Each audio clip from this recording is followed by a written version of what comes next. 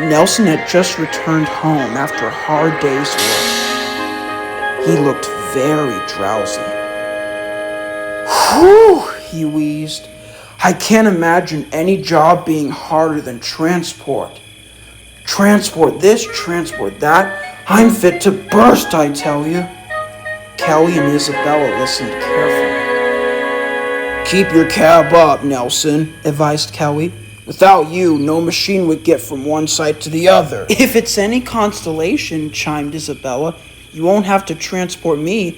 I'm way too beautiful to be transported myself."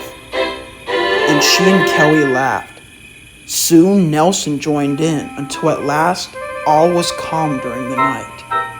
Nelson went to sleep, knowing there was a lot more to be done tomorrow. Soon the rain began to pour as Nelson's driver walked up. "Hope you had a good night's rest," he said, "because today we're to be taking Jack to build a crossing at the new school." Nelson, who had just woken up, sighed with relief. "Whew, Jack is a light machine," he thought. "This will be an easy journey."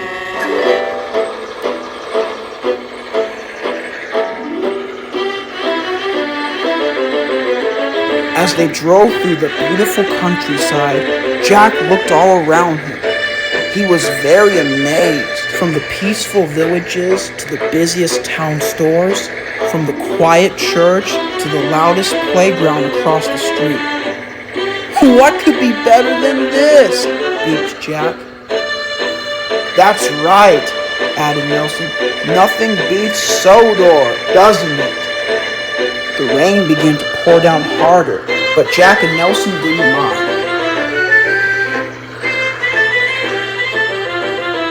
Suddenly, a policeman halted them. Sorry, mate, but you need to turn around," he said sharply.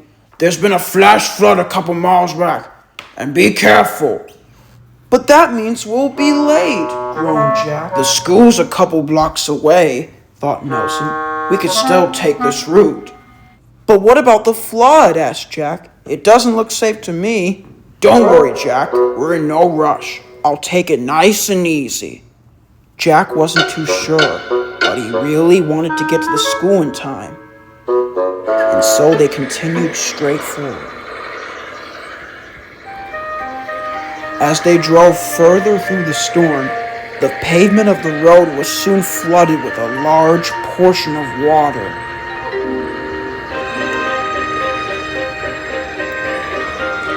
Nelson began to wish he had turned around. Soon water flowed underneath his tires. He found it hard to get good grip, but he still pressed on. "Go at it, Nelson!" cheered Jack. "You can do it!" Other vehicles who were parked nearby were amazed. They had never seen anyone be transported in a flood before.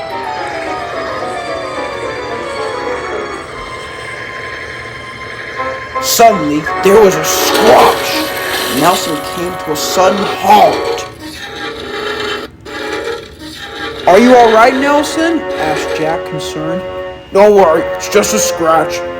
Hang on." Nelson tried backing up, but his wheels slipped and skated. They weren't going anywhere. So Nelson kicked his engine into life. "I got this! I got it!" Then there was more trouble. "Whoa, Nelson!"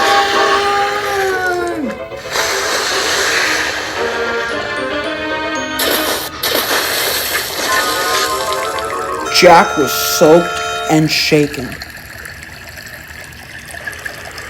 "Jack! Jack!" cried Nelson. "Are you all right?" "I couldn't be better." Soon, Kelly and Buster came to the rescue. It took some time, but at last, Jack was hoisted back onto Nelson's trailer. Thankfully, he wasn't damaged. Good luck, called Kelly. You'll know better to take care next time. We will, hooted Nelson, and they were off to the school. Oliver was very relieved when they had arrived. What relief, he sighed. With rain like this, I was beginning to think you two were stuck with it. Sorry about your accident, Jack, murmured Nelson. I was trying to get here quickly and safely. That's all right, said Jack. It was fun while it lasted. And hey, you can assume I had a water slide. Nelson laughed, and he drove back home a very wiser truck man.